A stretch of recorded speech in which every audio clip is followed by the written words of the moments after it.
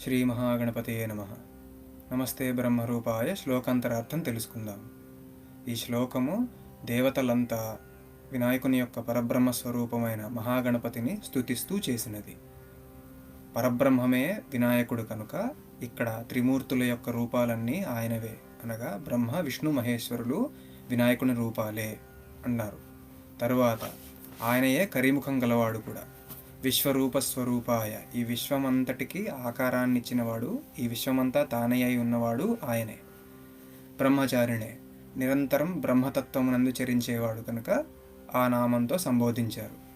భక్తప్రియాయ దేవాయ, భక్తులకి ప్రీతిపాత్రమైన భగవత్ స్వరూపమా. నమస్తుభ్యం వినాయక, వినాయక నీకు నమస్కరిస్తున్నాను. ఈ శ్లోక నిత్యపారాయణ వలన గణపతి యందు పరబ్రహ్మ భావన బలపడుతుంది. స్వస్తి.